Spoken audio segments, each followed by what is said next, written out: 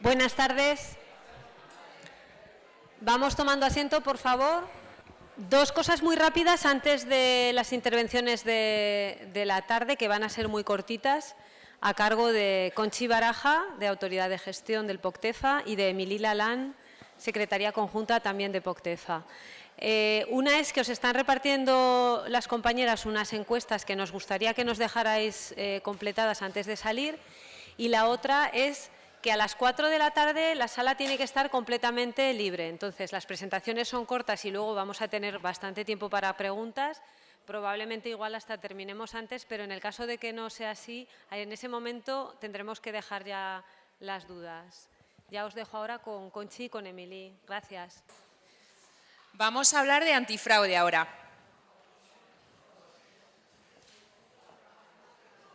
Hay risas, ¿no? Bueno, es un tema bastante serio. Entonces, voy a intentar no ser demasiado pesada porque es un tema que requiere, pues, digamos, muchas definiciones, pero llegar al punto naranja, que es un poquito más práctico. Vamos a hablar del marco legislativo que nos condiciona en tema de lucha antifraude. Vamos a dar unas pinceladas de definiciones, ver ese ciclo antifraude, en qué se compone y, bueno, qué actuaciones estamos haciendo o vamos a realizar en el futuro. Porque este es un tema, digamos, que nos sorprenderá, pero es actuaciones que tenemos que tener a lo largo de todo el programa, en todos los procesos, y que viene como algo muy importante por la Comisión Europea debido a la realidad que todos conocemos en todos los países y en los principios de transparencia.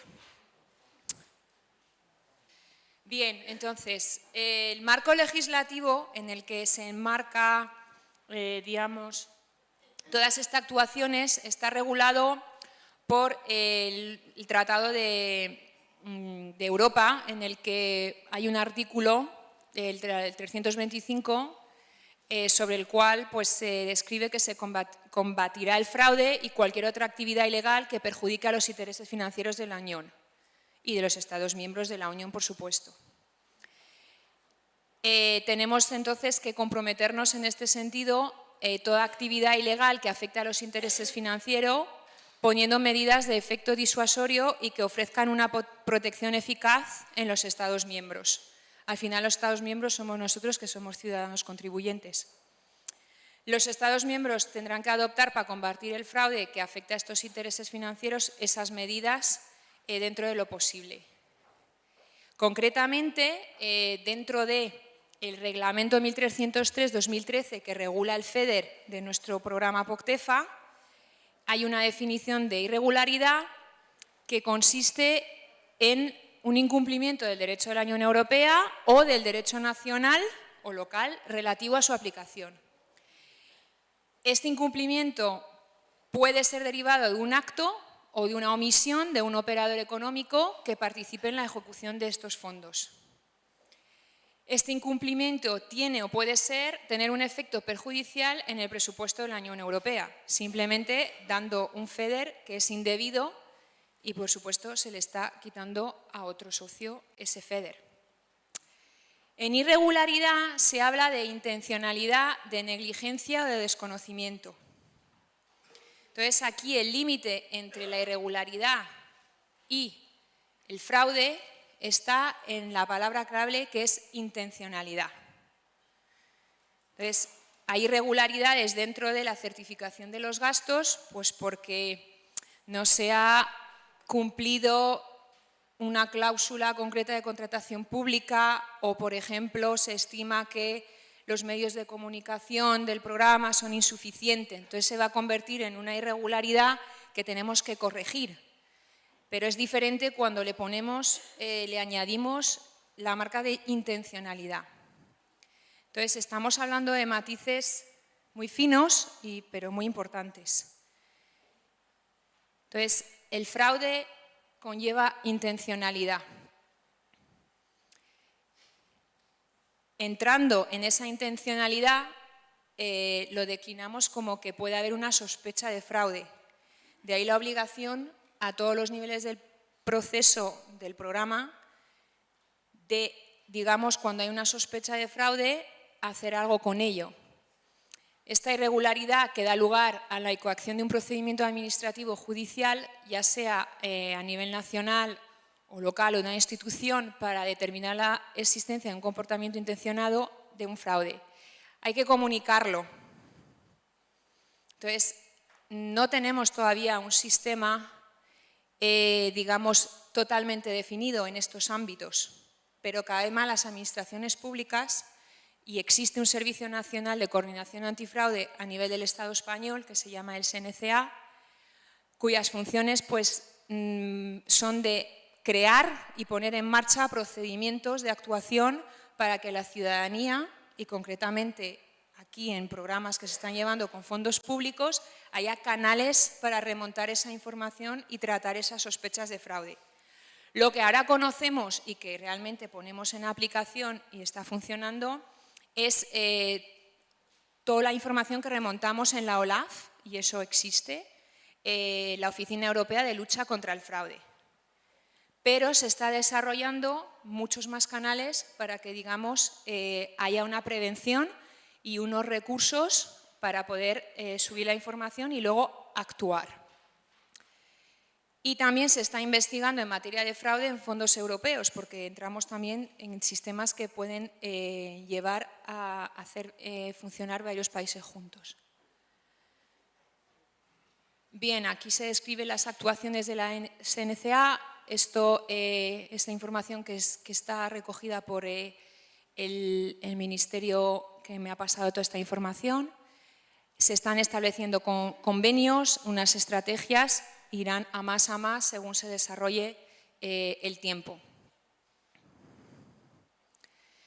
Bien, en el ciclo antifraude, que digamos nos afecta pues, más concretamente, tenemos digamos tres partes. La primera es la prevención, y se parte de que primero se evalúa una situación, se hace un diagnóstico, se ve si hay riesgos, si no hay riesgos, si hay unos procedimientos de actuación internos, si hay una gestión, como hablaba antes Emilia en su presentación, que soporta los gastos, que es una buena gestión, si hay unos códigos éticos. Esa es la prevención. A partir de esas conclusiones, luego, de forma, digamos, más improvisada, surgen dudas, preguntas que se hacen a través de los controles in situ, indicadores, alertas que pueden venir de muchos canales de información y que, digamos, también hay que tener en cuenta. Y se procede a análisis de datos. Y luego hay mecanismos de denuncia que pues en nuestro país, en España y en Francia no funciona mucho, pero en otros países nórdicos funciona muy bien. Es decir, el colectivo y la sociedad denuncia irregularidades, fraude, es culturalmente diferente. Bien, nosotros en el programa POCTEFA, ¿qué tenemos ahora implantado y en qué medida nos afecta de manera concreta, bajando un poquito al terreno? Tenemos absolutamente claro que la tolerancia que vamos a tener es cero y que lo que queremos desarrollar es una cultura antifraude que sea activa en todos los procesos del programa. Esto parte desde la selección de los programas hasta el pago final. Cuando se requiere información y documentación, esta es lo que va a avalar que realmente estemos trabajando dentro de ese marco. Concretamente, ya hay una declaración de política de lucha contra el fraude que se ha subido en la página web del programa que, digamos, delimita las actuaciones y esa voluntad de transparencia, y luego en todos los comités que estamos teniendo en los diferentes niveles de trabajo, comité de programación, comité de seguimiento, los grupos de trabajo, tenemos en marcha políticas activas de transparencia y de, digamos, evitar conflicto de intereses y trabajar en todo esto. También ya se incluyen los contratos de subvención FEDER, que vosotros ya habéis firmado, o espero vayáis a firmar ya dentro de muy poco, porque deberían de estar ya.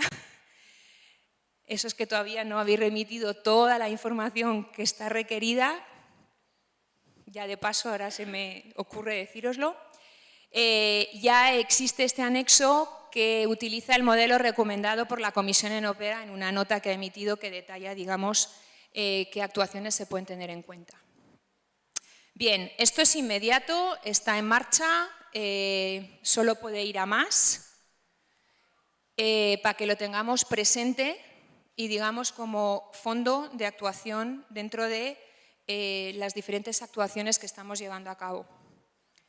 Vamos a desarrollar, ahora cuando se nombre el controlador de primer nivel, además de la checklist que va a tener verificando vuestros gastos, formularios de autoevaluación de riesgos por proyecto y beneficiario para que tengamos, digamos, un estado. Nosotros lo hemos hecho a nivel de autoridad de gestión, qué procesos están más descubiertos, cómo le podemos mejorar, disminuir el riesgo, y os lo vamos a trasladar también a vosotros para que hagáis ese ejercicio. Me imagino que muchas de vuestras instituciones, organizaciones, empresas, asociaciones, son principios también que estáis siguiendo y procedimientos que estáis trabajando.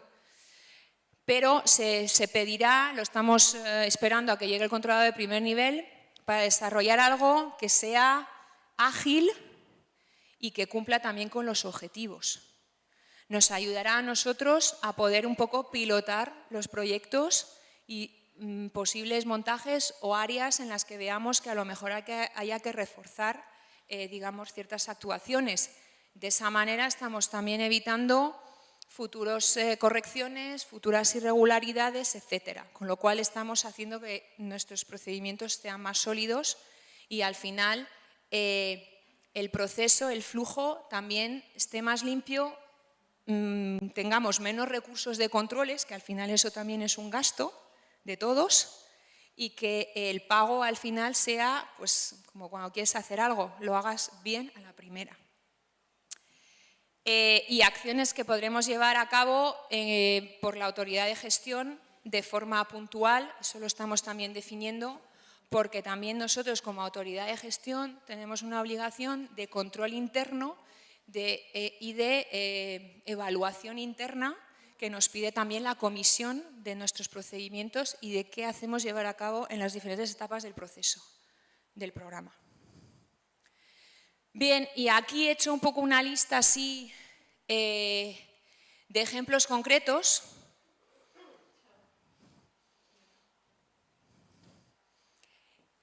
Para que, digamos, os suene. Me imagino que ya os suena, pero quiero que quede un poquito así mencionado. En los procesos de adjudicaciones hay prácticas, ya lo sabemos, porque está todos los días en los medios de los dos lados de la frontera, todo tipo de filtraciones, sobornos, conflictos de intereses dentro de instituciones públicas, no revelados, especificaciones de mejoras que están pactadas, es decir, que los procesos de adjudicación, y ahora ya sabéis que creo que se está haciendo a nivel del Estado español y del Estado francés mucho más hincapié, estén mucho mejor llevados a cabo y con unos códigos éticos y unos principios también horizontales de no discriminación, etcétera, mucho mayores. Las doble financiaciones. Antes se hablaba de aportar en la declaración de gastos y de financiación la información de estas financiaciones. Las facturas no se pueden financiar X veces, con lo cual aquí también tenéis que presentar información que sea transparente, entendible y que justifique que no hay doble financiación de otros fondos FEDER y de otras fuentes que puedan crear, digamos, posibles sospechas. Costes laborales falsos, justificativos a posteriori falsos o que no corresponden a la realidad. No porque esté algo firmado, un auditor no le puede ir a buscar su razonabilidad y su tangibilidad. Eso es algo que a veces es mucho más fácil de lo que uno se piensa. Tú coges un prorrateo de un salario, ves unas actuaciones de un proyecto, ves la adjudicación del tiempo, ves los resultados y dices, sí, esta persona, pero... Entonces, que tiene mucho sentido común y que la información esté propiamente documentada y sea realista.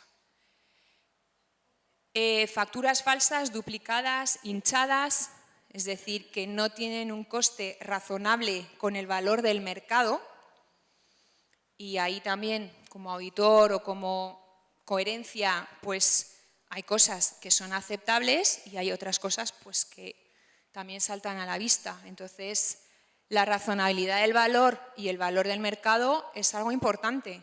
¿Por qué? Porque al final estamos utilizando un fondo público y no tenemos que dar ventaja absolutamente a nadie y tiene que ser a un valor razonable. Hay que buscar la buena gestión financiera del proyecto y la buena gestión financiera es la optimización también de su coste. Que no todo es el coste, que la calidad a veces es muy importante y no va relacionada. Entonces, los criterios son combinaciones, digamos, de equilibrio. Costes laborales prorrateados incorrectamente, es un poquito lo que decía yo antes. Costes de personal reclamados por actividades fuera del plazo de ejecución del proyecto o no directamente vinculadas, que a veces pues, es difícil relacionar o está como muy hilado, está muy frágil y eso pues, da lugar a una falta de confianza del auditor en ver que ese gasto es legítimo y está ejecutado dentro del marco del proyecto y dentro de ese presupuesto. Y luego remuneración por unidad de tiempo incorrecta, ahí entramos en los costes salariales, que es verdad que a veces son más difíciles de... Hay muchos más temas que, bueno, me he intentado como un poco dar unos ejemplos de cosas que están relacionadas con la declaración de gastos, pero a lo largo del proceso hay más puntos que, digamos, son fuente de riesgo o de irregularidades o de acciones que no están, digamos, del todo correctas. Entonces, es una novedad probablemente el 14-20 que en las administraciones públicas estos principios de transparencia, de lucha antifraude, están siendo, igual que la contratación pública, igual que, digamos, reforzar la ley de subvenciones, etcétera, tenemos que ir desarrollando y trabajando y lo haremos con vosotros porque al final es un trabajo conjunto de equipo.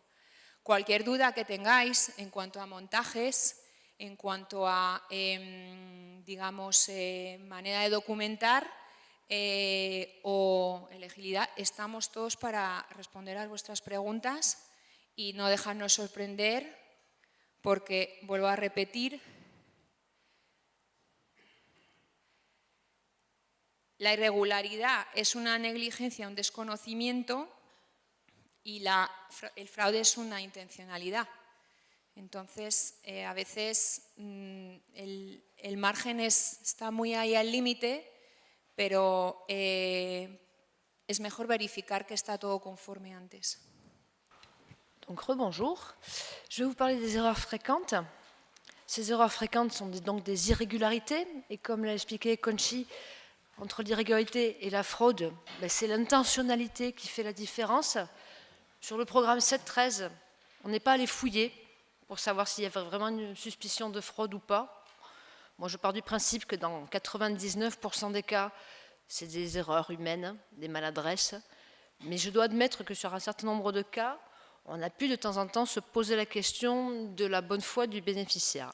Donc là, je vous parle de ce qu'on voit régulièrement dans les rapports de contrôle, de ce qui a été retrouvé dans les divers audits du programme. Alors, l'immense majorité des corrections financières qu'il y a eu sur le programme 2007-2013, c'est sur les marchés publics. Et notamment sur le fait du côté français, mais un petit peu aussi du côté espagnol à l'occasion, mais plus le côté français, que certaines structures communément privées, des associations notamment, pensaient ne pas être soumises au marché public alors qu'elles l'étaient. Et là, la règle est la même en France et en Espagne, parce que c'est la directive marché public qui l'établit.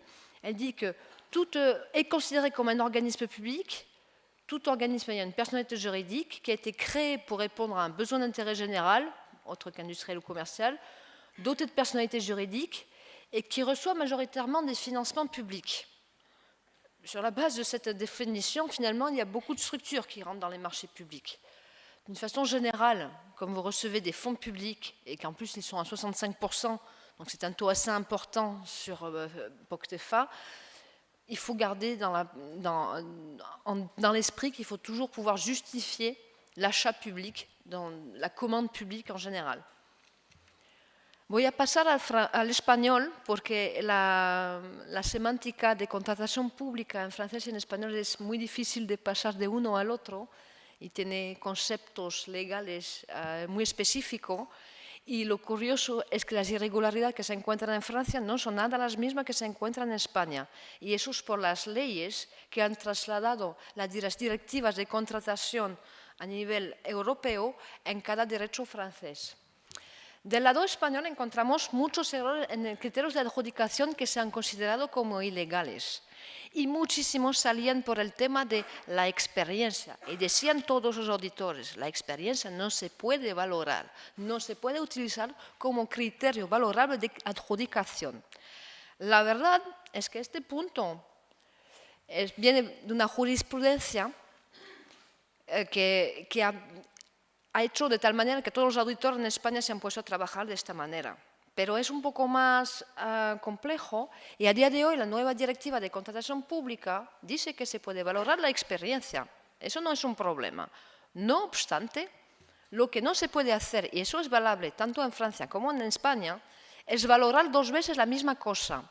Tenéis criterios de solvencia técnica y tenéis criterios de adjudicación y no pueden ser los mismos.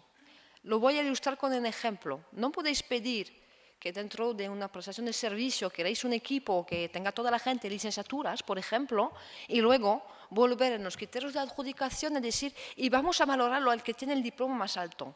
Pues no, lo estáis haciendo dos veces. Si lo queréis como requisito mínimo una licenciatura, no lo podéis volver a valorar después. Y eso es realmente el problema que se ha encontrado.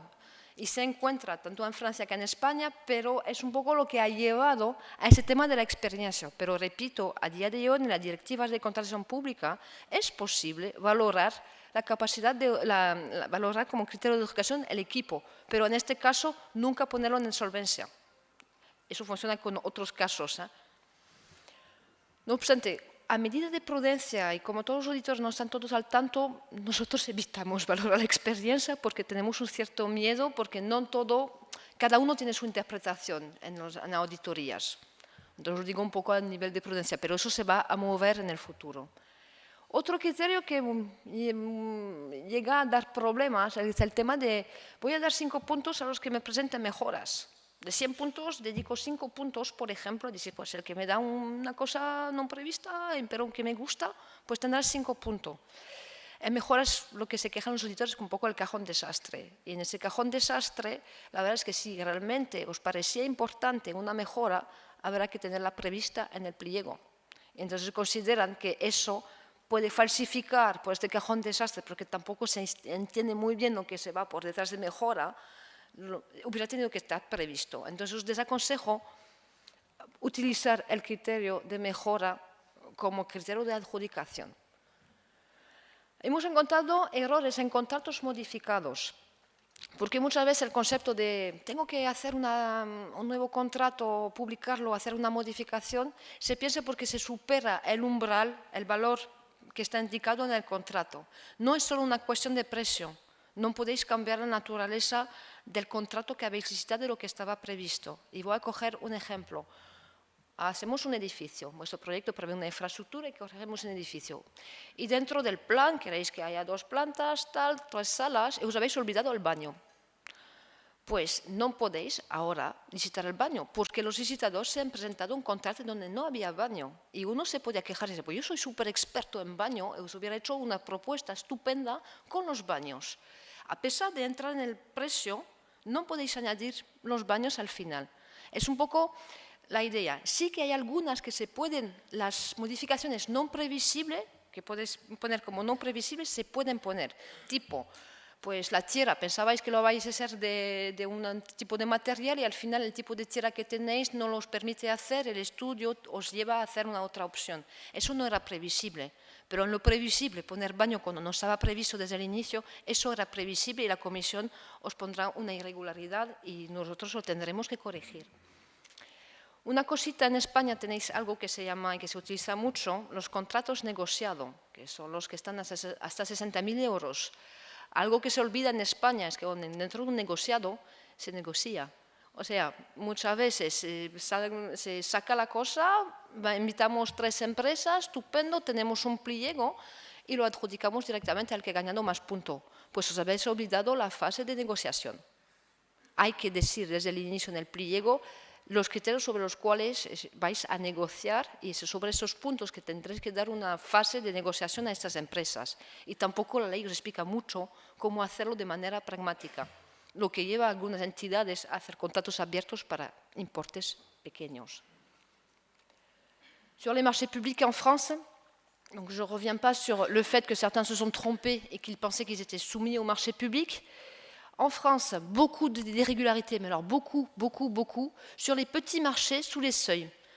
En France, en fait, à partir de 90 000 euros, vous avez l'obligation de publier au BOAMP, qui est le BOE français, le bulletin officiel des marchés publics en France. Et en dessous, on dit qu'il faut faire une publicité adaptée à la nature du marché. Et cette notion est un peu floue. Et donc, du coup, on a un peu du mal à savoir qu'est-ce que c'est un marché adapté et une publicité adaptée. Et objectivement, quand on est à un marché de 89 000 euros, on ne peut pas se contenter d'une annonce un peu laconique qui est restée 3 jours sur un site internet. À la fois sur un petit montant. Donc on est dans cette difficulté-là. Les auditeurs, ils n'ont pas de quoi évaluer, donc ils le font avec un certain discernement, mais c'est très difficile et on est dans l'obligation souvent d'appliquer des corrections financières parce qu'on a estimé que la publicité qui a été faite n'était pas suffisante et qu'elle n'était pas ouverte à tout le monde.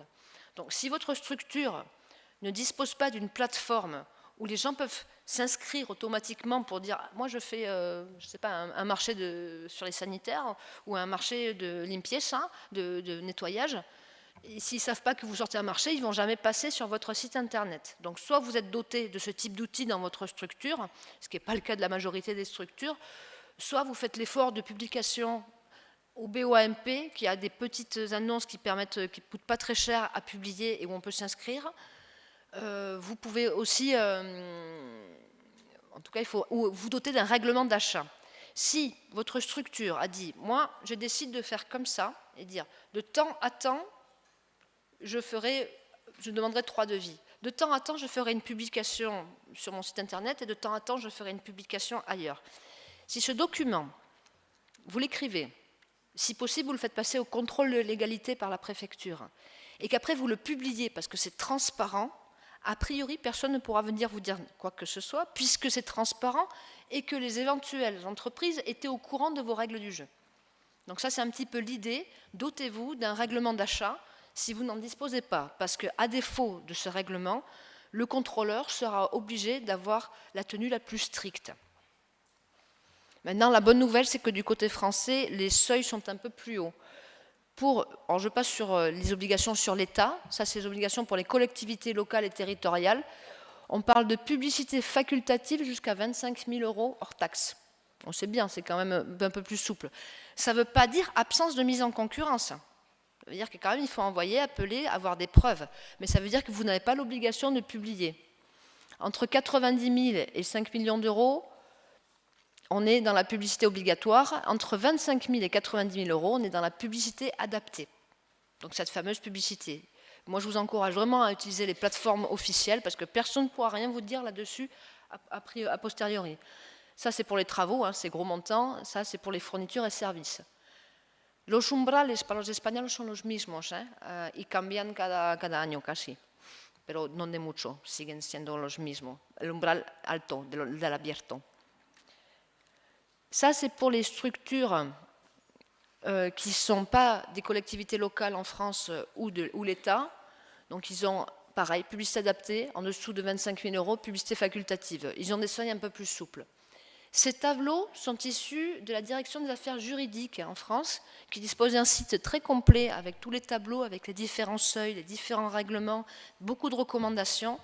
Je vous rappelle également que sur notre site internet, vous trouverez un manuel fait par la Commission, tant en français qu'en espagnol, avec les principales irrégularités et les erreurs qui sont commises en marché public. Et puis évidemment, je reviens sur l'intérêt transfrontalier des marchés dont on a parlé tout à l'heure, donc je ne vais pas m'étendre, mais la Commission appelle toujours notre attention sur les programmes de coopération sur cet aspect-là. On va parler maintenant des frais de déplacement et d'hébergement. Alors ça, c'est des tas de petites dépenses qui sont difficiles et compliquées à justifier. C'est beaucoup de papier en général. Et le mot important, c'est traçabilité. Pensez à faire signer avec des feuilles de présence dès que vous faites une réunion. On a besoin de savoir si vous étiez 10, s'il y a des repas pour 10 personnes, quelles sont ces 10 personnes. Que vous ayez le compte rendu avec le nom des personnes qui étaient présentes, les photos, les invitations, mettez-les dans les rapports d'exécution, apportez ce document. On a des bénéficiaires qui, 5 ans plus tard, n'avaient plus accès à leurs archives et qui ont eu des décertifications importantes parce qu'ils avaient fait des voyages qui avaient coûté relativement cher et ils n'avaient plus la documentation et ils n'étaient plus en mesure d'expliquer exactement qui et pourquoi les gens s'étaient déplacés. Donc vraiment là-dessus, c'est beaucoup de travail, les frais de déplacement, mais ça fait partie de nos dépenses caractéristiques en coopération, parce qu'on se réunit souvent et beaucoup. Et faites attention à éviter la duplicité des dépenses, parce que des fois, il y a un partenaire, votre chef de file vous invite, il vous invite à manger, et puis quand vous revenez chez vous, vous recevez en plus la dieta, le forfait pour manger. Donc évitez ce genre de choses, parce que c'est visible à un moment donné. Recettes. Donc tout à l'heure, on a apporté un point sur les recettes. On a énormément de difficultés aujourd'hui. Alors surtout sur les projets sur lesquels il y a des infrastructures et des équipements.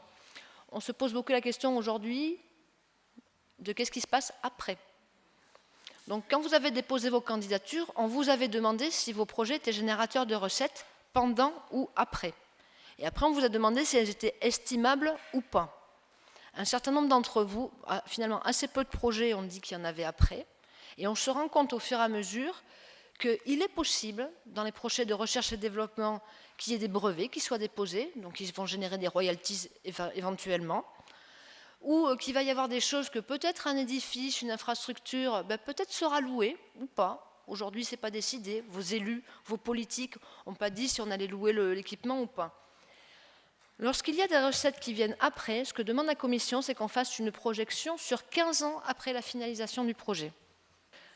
Donc, projection sur 15 ans, alors c'est un calcul un peu compliqué, donc je vous invite vraiment à nous contacter pour qu'on vous aide à faire ce travail, parce que dans la grande majorité des cas, vos projets ne sont pas générateurs de recettes nettes. Mais pour pouvoir le prouver à l'autorité d'audit, je vous garantis que ce n'est pas facile. Donc c'est quelque chose qu'il faut préparer à l'avance et pas a posteriori. On va aller chercher vos dépenses d'exploitation qui n'ont pas été présentées sur le projet, prévues sur 15 ans, et celles les recettes que vous prévoyez qui seront engrangées. Et si au final elles sont nulles, ça n'aura pas d'impact financier sur votre projet. Donc je rappelle, les recettes, c'est toutes les redevances, les entrées payantes, les ventes, les loyers perçus et autres. Les dépenses d'exploitation, c'est tous les coûts de fonctionnement non présentés au programme. Donc ça peut être, si vous avez une infrastructure et que pour faire marcher votre infrastructure, quand vous la louez, il vous faut peut-être, je ne sais pas moi, des agents de sécurité. Donc ça, c'est une dépense de fonctionnement que vous pourrez déduire, par exemple. Les frais généraux, vous pouvez en avoir. Alors, j'insiste sur le fait que les frais financiers, je passe la parole à ma collègue juste après, qui a des choses à apporter. Frais financiers, les intérêts financiers, on ne peut pas les passer. Quand vous avez pris un crédit pour faire votre infrastructure, ça, on ne peut pas le passer. Les amortissements non plus. Il manque les amortissements. Les amortissements, parce que si on vous finance, on ne peut pas refinancer l'amortissement, comme frais d'exploitation. Et l'autre, c'est les remboursements d'emprunts. Donc si vous avez des financements et vous avez des remboursements qui sont aussi des frais financiers, c'est aussi exclu. Donc ça reste vraiment au niveau des coûts d'exploitation comptables en haut, sans descendre plus bas dans le compte de résultat. Y en castellano, pues todo lo que son intereses y todo lo que son resultados financieros, reembolso de préstamos o de financiación. Y la amortización de de los equipos o de las infraestructuras, las inversiones que habéis tenido en cuenta, tampoco entran en gastos de explotación porque ya se han financiado. Entonces, no se puede, digamos, tener en cuenta otra vez ese gasto. Son conceptos que es diferente pensar que hay un ingreso neto, excluyendo estos elementos, ese es el ingreso que hay que ver, ingreso de explotación neto. Entonces, a lo mejor para vosotros luego la inversión no es con ingreso neto, pero teniendo en cuenta estos criterios, sacando en cuenta estos criterios, se puede dar otra realidad que puede sorprender. Entonces es importante, como decía Emily, y insistimos mucho porque al cerrar al programa 7.13 estamos teniendo muchas dificultades recalculando todo. Vamos a investigar con vosotros qué posibles riesgos hay de ingresos, evaluarlos y eventualmente pediros información para llegar a cuantificarlo y ver realmente cómo puede incidir en el FEDER, porque si no lo que hay que hacer es ajustar ese FEDER a medida. Donc, comment ça va fonctionner sur les recettes, sur ce programme? Les recettes qui sont pendant le projet, objectivement, ce n'est pas très difficile. À chaque fois que vous allez déclarer vos dépenses, en même temps, sur la même période, on va vous demander de déclarer les recettes brutes, moins les coûts d'exploitation, ce qui nous permettra d'avoir les recettes nettes. Donc ça, et ça, on le déduit de la dépense éligible. Ça fonctionne toujours en déduction. C'est plus compliqué quand on doit tenir compte du futur. Et pour projeter le futur, c'est mieux quand on a une base historique. Donc si vous avez des recettes pendant le projet qui viendront après, on pourra s'appuyer sur cette connaissance de la première année de fonctionnement ou de la deuxième pour pouvoir la projeter sur 15 ans, minimum, et dire, ben voilà, au grosso modo, dans le futur, en fait, on a des recettes ou on n'a pas de recettes. Cette projection devra la déduire des dépenses éligibles de votre projet. Ça veut dire que ça a un impact financier dans l'hypothèse où il y a réellement une recette. Alors pour un petit peu d'histoire, ce n'est pas pour embêter tout le monde dans les recettes, c'est pour financer le strictement nécessaire. On peut pas c'est pour éviter de se surfinancer les projets. Donc on est un petit peu dans ces thématiques-là. Et en parlant de surfinancement, attention au cofinancement. Donc je vous rappelle votre obligation, si jamais vous avez un nouveau cofinancement ou une nouvelle subvention, ou que vous vous êtes trompé au moment du dépôt de votre candidature et qu'il y a une subvention que vous avez reçue pour le projet qui doit être affectable au projet, informez-nous, déclarez-la. Si elle n'est pas prévue, vous devrez nous contacter pour pouvoir la déclarer dans l'application. Sinon, vous ne pouvez pas le faire, c'est une difficulté informatique qu'on ne peut pas faire automatiquement. Mais informez-nous parce que ça crée de temps en temps des surfinancements où en fait le cofinanceur il avait prévu de vous donner 10 000, à la fin il vous donne 10 000, sauf que vous, votre projet, il a coûté beaucoup moins cher. Et qu'en fait, si on vous donne 65% de FEDER plus 10 000, eh bien, peut-être vous êtes au-delà de 100% de financement. Donc ça arrive. Nous, ça nous oblige à ajuster les taux FEDER à la baisse et ça provoque des corrections financières. Et attention, ne présentez jamais une dépense qui a déjà été financée à 100%. On est d'accord, si elle est déjà financée, vous ne la présentez pas. Je vous remercie.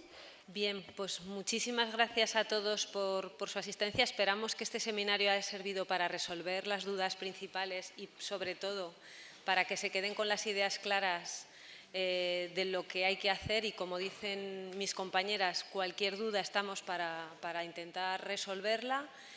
Esperamos que hagan su primera declaración entre el 15 de mayo y el 30 de junio con la información tal y como les hemos dicho. Y bueno, de nuevo muchas gracias a todos y muchas gracias también a la Diputación Provincial por cedernos este espacio y al Gobierno de Aragón. Gracias.